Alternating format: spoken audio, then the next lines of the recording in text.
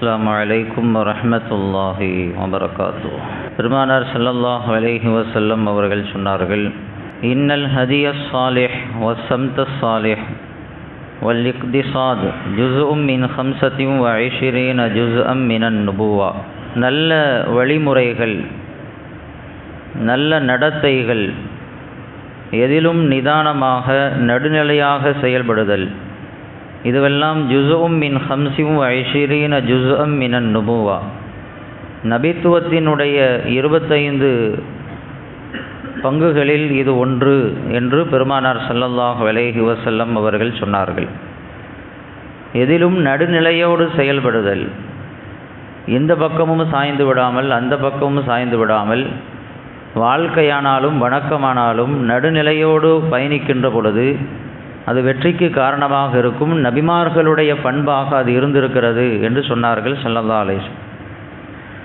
அல்லாஹ் இஸ்லாமிய ஷரியத்தை பற்றி அல்லாஹ் குர்ஆனில் சொல்லும் பொழுது, வஜஅல்னாக்கும் உம்மத்தம் வஸதா, பெருமானார் ஸல்லல்லாஹு அலைஹி வஸல்லம் அவங்களுடைய சமுதாயத்தை அல்லாஹ் சொல்லும் பொழுது நீங்கள் நடுநிலை சமூகமாக இருக்கிறீர்கள் அப்படிங்கிறான். இஸ்லாம் மற்ற ஏனைய மதங்களை காட்டிலும், மற்ற ஏனைய கொள்கை கோட்பாடுகளை காட்டிலும் எல்லா விஷயத்திலும் நடுநிலையோடு செயல்படுவதை இஸ்லாத்தினுடைய சிறப்பம்சமாக நாம் பார்க்க முடியும். யூதர்களை எடுத்துக்கொண்டால் அவர்கள் உறவுகளில் நெருங்கிய உறவை கூட திருமணம் முடித்து கொள்ளலாம் என்று சொல்வார்கள்.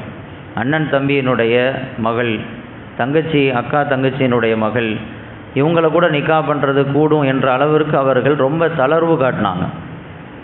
நசாராக்களை பொறுத்தவரை அவர்கள் உறவுகளுக்குள் நிக்காகவே செய்து கொள்ளக்கூடாது என்ற அளவிற்கு ரொம்ப அதில் எல்லை தாண்டி அவர்கள் சென்றார்கள். ஆனால் இஸ்லாம் அந்த உறவுகளில் திருமணம் முடித்து கொள்வதற்கு என்ன வரம்பு என்பதை நமக்கு அழகான முறையில் சொல்லித் தருகிறது. உறவுகளில் திருமணம் முடித்து கொள்ளலாம், ஆனால் அதே சமயத்தில் ரொம்ப நேரடி இரத்த உறவுகளை நிக்கா பண்ணக்கூடாது அப்படிங்கிற அளவுக்கு நமக்கு சொல்லி தந்திருக்கு. நடுநிலையோடு நமக்கு சட்டங்களை வகுத்து கொடுத்திருக்கிறது. அதே போன்று யூதர்களை எடுத்துக்கொண்டால் அவர்கள் வேதங்களில் கை வைத்தார்கள், வேதங்களை பொய் என்று சொன்னார்கள், அதில் தங்களுடைய இஷ்டத்திற்கு கருத்துக்களை அவர்கள் திணித்தார்கள். நபிமார்களை கொலை செய்கிற அளவிற்கு ரொம்ப எல்லை தாண்டி செயல்பட்டாங்க. நசாராக்கள் அவர்களுக்கு நபியாக அனுப்பப்பட்டவர்களை இறைவன் என்ற அளவிற்கு தூக்கி நிறுத்தினார்கள். நபியை இறைவன் என்று சொன்னார்கள் நசாராக்கள். நபிமார்களையே கொலை செய்கின்ற அளவிற்கு ரொம்ப மோசமான ஒரு நடவடிக்கைகளை மேற்கொண்டார்கள் யூதர்கள். ஆனால் இஸ்லாம் அல்லாஹ்வை எப்படி பார்க்க வேண்டும், நபிமார்களை எப்படி எந்த இடத்தில் வைக்க வேண்டும், யாரை எப்படி பார்க்க வேண்டும் என்று சமநிலையோடு நடுநிலையோடு எப்படி நடந்து கொள்ள வேண்டும் என்பதை நமக்கு கற்றுத்தருகிறது. ஒவ்வொரு விஷயங்களையும் பார்த்தால் இஸ்லாம் எல்லா விஷயத்திலையும் நடுநிலையை பேணும்படி நமக்கு சொல்லித்தரும். அல்லாஹ் குர்ஆனில் சொல்கிறான், குலு வஷ்ரபு வலா துஸ்ரிஃபு, நீங்கள் உண்ணுங்கள் பருகுங்கள், வீண் விரயம் செய்யாதீர்கள். உடலுக்கு தேவையான அளவுக்கு சாப்பிடணும், சாப்பிடாமல் இருந்தாலும் ஆபத்து. அதே சமயத்தில் ரொம்ப எல்லை தாண்டி அளவு மீறி சாப்பிட்டாலும் உடம்புக்கு ஆபத்து.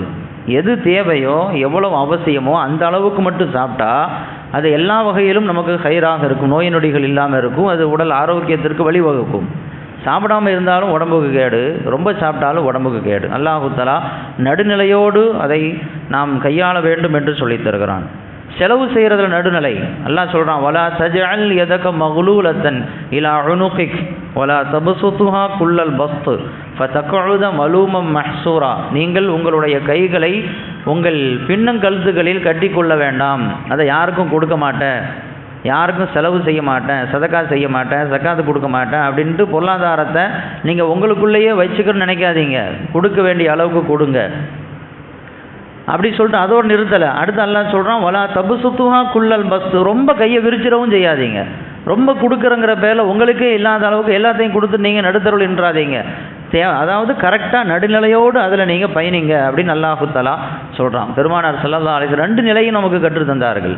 அஸ்மா பின்த் அபீ பக்கர் ரலியல்லாஹு தஆலா அன்ஹு அவங்கள பார்த்து சொன்னாங்க, அன்ஃபிகி, நீ அல்லாஹ்வுடைய பாதையில் நிறைய செலவு செய், கையை சுருக்கிறாத, கையை மடக்கி வைக்காத, பைக்குள்ளே போட்டு அதை சேமித்து வைக்காத, கொடுக்க வேண்டிய ஆட்களுக்கு கொடுத்து நீ செலவு பண்ணு. நீ எந்த அளவுக்கு செலவு பண்ணுறியோ அந்த அளவுக்கு அல்லாஹ் தஆலா உனக்கு பரக்கத்தை கொடுப்பான். நீ சுருக்கி வச்சா அல்லாஹ்வும் கொடுக்கறத சுருக்கிடுவான்.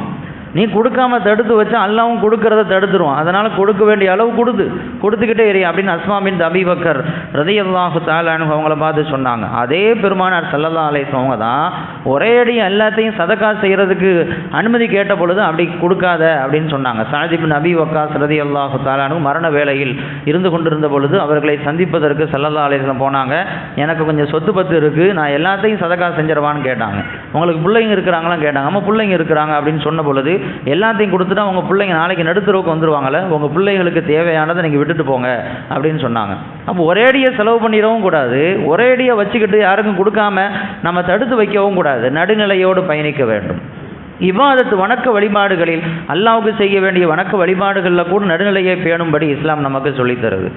ஒரே அடியாக வணக்கம் தொழுகன் குடும்பத்தை விட்டுறவும் கூடாது, ஒரே குடும்பம் சொல்லி தொழுகை விட்டுறவும் கூடாது. ரெண்டுலேயும் நீங்கள் சமநிலையோடு பயணிங்க அப்படின்னு சொல்லி ஸல்லல்லாஹு அலைஹி சொல்கிறாங்க. ஹம்ஸலா ரலியல்லாஹு தஆலா ஒரு நாள் சொன்னாங்க, எங்களுக்கு நிஃபாக் தனம் வந்துருச்சு, நயவஞ்சகத்தனம் வந்துருச்சு அப்படின்னாங்க. என்னன்னு கேட்கும் பொழுது, யா ரசூலல்லாஹ், நாங்கள் உங்கள் கூட இருக்கும் பொழுது நீங்கள் சொர்க்கத்தை பேசுகிறீங்க, நரகத்தை பேசுகிறீங்க, மறுமையை பற்றி பேசுகிறீங்க, எல்லாம் பேசும்பொழுது எங்களுடைய ஈடுபாடு கவனம் முழுக்க அதில் தான் இருக்குது. குடும்பத்தை பற்றியோ மற்ற உலகத்தை பற்றியோ வியாபாரத்தை பற்றி எதையுமே சிந்திக்கிறது இல்லை. முழுக்க நாங்கள் அதில் கான்சல்டேஷன் பண்ணுறோம். ஆனால் உங்களை விட்டு நாங்கள் பிரிஞ்சு வீட்டுக்கு போயிட்டோம் அப்படின்னா நீங்கள் பேசின எதுவுமே எங்களுக்கு நினைவுக்கு வர்றதில்லை. குடும்பம் குட்டி அப்படின்னு போன பிறகு சொர்க்கமும் யாபத்துக்கு வர்றதில்லை, நரகமும் யாபத்துக்கு வர்றதில்லை. நாங்கள் அப்படி அதில் லயிச்சு போயிடுறோம். இங்கே இருக்கும்போது இதில் லயிக்கிறோம், அங்கே போன பிறகு அதில் லயிச்சிடுறோம். இது முனாஃபிக்குத்தனம் தானே அப்படின்னு சொல்லி எங்களுக்கு பயமாக இருக்குதுன்னு சொன்ன பொழுது ஸல்லல்லாஹு அலைஹி சொன்னார்கள், இதுதான் இயல்பு, இப்படித்தான் மனிதன் இருப்பான். இங்கே இருக்கும் பொழுது அல்லாஹ் இந்த ஈடுபாடில் அவனை வைப்பான். குடும்பத்துக்கு போகும் பொழுது அவன் என்ன செய்வான், குடும்பத்தில் ஈடுபாடாக இருப்பான். ஒரே அடியாக இங்கே சாஞ்சிடவும் கூடாது, ஒரே அடி அங்கே சாஞ்சிடவும் கூடாது. ஸல்லல்லாஹு அலைஹி சொன்னாங்க, சாஅத்தன் ஒரு நேரத்தில் மனிதன் இப்படி இருப்பான், ஒரு நேரத்தில் அப்படி இருப்பான், அப்படி தான் இருக்கணுன்றாங்க. ஒரே அடியாக ஒரு பக்கமாக சாஞ்சிடக்கூடாது. அபு தர்தா ரலியல்லாஹு தஆலா அன்ஹு அவங்க வீட்டுக்கு சல்மான் ரலியல்லாஹு தஆலா அன்ஹு போயிருந்தாங்க.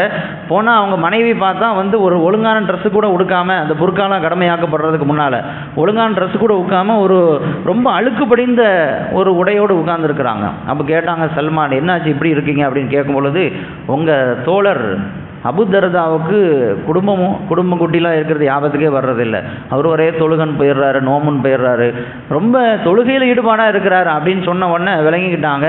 அவர் ஒரேடிய தொழுகையில் தான் இருக்கிறாரு, குடும்பத்தை கவனிக்கிறதே இல்லை அப்படின்னு சொன்ன உடனே அவங்க வந்த பிறகு அட்வைஸ் பண்ணாங்க, உனக்கு செய்ய வேண்டிய கடமை இருக்குது, உன் குடும்பத்துக்கு செய்ய வேண்டிய கடமை இருக்குது, உன் வயிற்றுக்கு செய்ய வேண்டிய கடமை இருக்குது இப்படின்னு ஒவ்வொன்றையாக சொன்னாங்க. இதெல்லாம் கேட்டுட்டு பெருமானார்ட்ட போய் இந்த விஷயத்தை எடுத்து வைக்கும் பொழுது அபு தர்தா சொன்ன பொழுது ஸல்லல்லாஹு அலைஹி சொன்னாங்க, சதக்க சல்மான் தான் கரெக்டாக பேசியிருக்கிறாரு. நீ ஒரேடியாக தொழுகன்னு போயிட்டா குடும்பத்தை யார் பார்க்கறது? அதனால் குடும்பத்தையும் கவனிக்க வேண்டிய விதத்தில் கவனிக்க வேண்டும், அல்லாஹ்வுக்கு செய்ய வேண்டிய கடமைகளை நீ மிஸ் ஆகிடக்கூடாது. ரெண்டிலும் நடுநிலையோடு பயணிக்கிற பொழுது தான் அது வெற்றிக்கான பயணமாக இருக்கும் என்று நமக்கு நடுநிலையை சொல்லி தந்தார்கள். அல்லாஹ் ரப்புல் ஆலமீன் வாழ்க்கையில் எல்லா காரியத்திலும் நடுநிலையோடு பயணிப்பதற்கு அல்லாஹ் தௌஃபீக் செய்வானாக.